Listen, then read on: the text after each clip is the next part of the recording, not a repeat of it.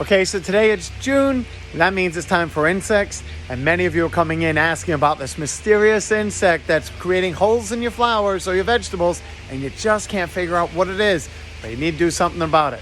Let's talk about it. So every year around now, the weather's starting to warm up. Sometimes this happens in May, sometimes that happens in June. The weather's warming, and that means the insects are starting to come around. And sure enough, customers will come in and they just have this mysterious holes on this beautiful plant. And they come out the next morning and there's holes all over the place, and they just can't figure out what it is.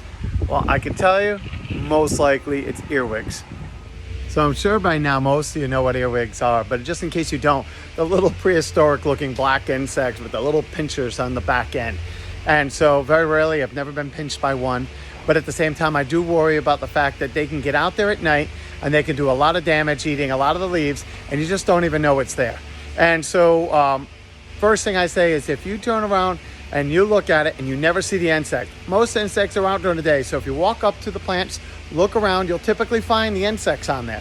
But if you're not, that means whatever it is nocturnal.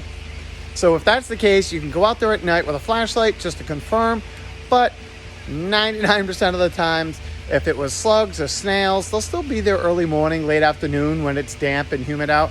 But if it's not around during the day, it's almost always earwigs. And if you poke around in the plants, flip some rocks over, move the mulch around, usually you'll see them scurrying around. Now, earwigs, they can be a little difficult to deal with because most of us, when they're happening on our vegetables, we don't want to use a lot of insecticides. So there were two products that I use when there's a nocturnal animal that's coming out. Most of them, like earwigs, are going to spend most of the hot day in the mulch where it's nice and cool and moist. And they're going to come out at night under the protection of dark, and they're going to munch away at your plants. So what I do, especially when it's vegetables and I don't want to use insecticides on the plants, is I'll actually put it around the base of the plant. So I'll take my go-to for vegetables has always been 7 Dust. It's a very mild insecticide, been around for years, works on a broad spectrum. But I still don't like putting it on the plants themselves that I'm going to be consuming. But what I do is I just sprinkle it around the base of the plants. Some people will use diatomaceous earth.